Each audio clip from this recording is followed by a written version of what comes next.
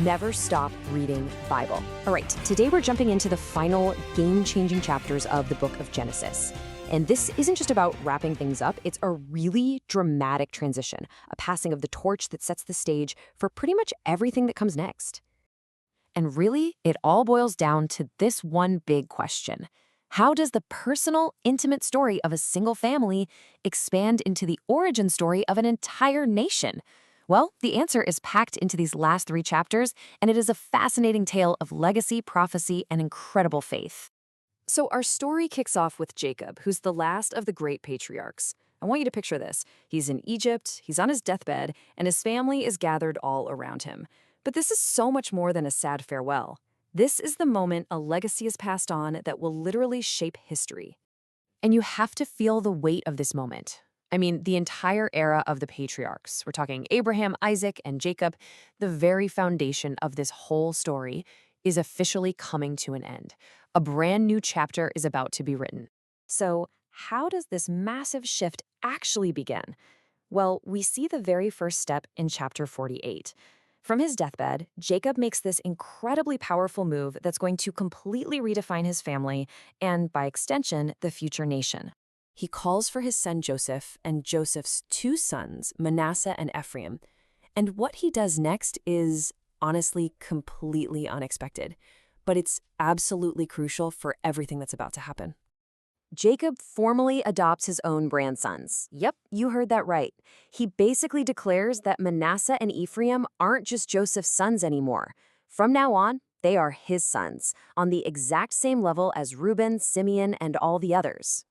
And the impact of this is just massive. By doing this, Jacob makes sure that Joseph's family line gets a double portion. So instead of having one tribe of Joseph, there will now be 2 separate tribes, the tribe of Ephraim and the tribe of Manasseh. And boom, with that one single move, Jacob is the one who establishes the famous 12 tribes of Israel. Okay, now let's jump into chapter 49. With the family structure all set, Jacob gathers all 12 of his sons. And he is not just saying his goodbyes, he is about to drop a series of jaw-dropping prophecies about the future of their descendants. He starts with these really heavy words. You can just feel it.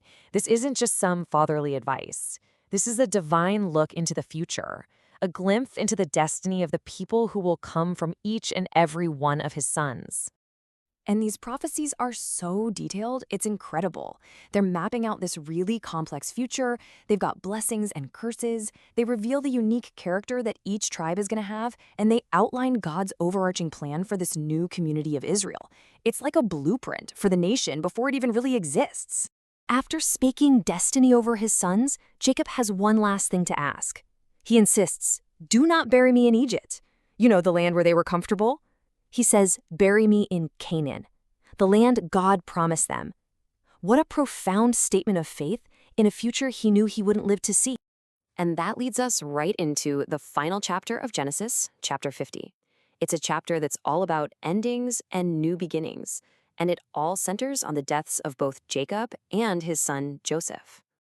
So the chapter moves fast. First, Jacob dies, and Joseph faithfully takes his body all the way back to Canaan to be buried. But with Jacob gone, the brothers get scared. Old tensions bubble up, and they worry that Joseph will finally get his revenge. Instead, he offers them this profound forgiveness, really cementing their family bond. And then, finally, Joseph himself dies, and just like that, the patriarchal age is over. And so, as the book of Genesis closes, it really feels like we're watching the sun set on one era, while at the same time seeing it rise on a completely new one. The foundation for the nation of Israel has officially been laid. And the shift here is profound. The story stops being about just a few key individuals, Abraham, Isaac, and Jacob, and becomes the collective story of a people, the 12 tribes of Israel.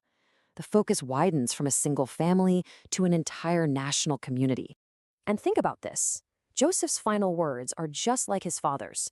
He makes his sons swear an oath to carry his bones out of Egypt when God finally leads them to the promised land. So you see, their deaths aren't really an end.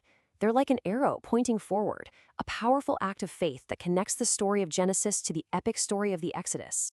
Which leaves us with a final and pretty fascinating question.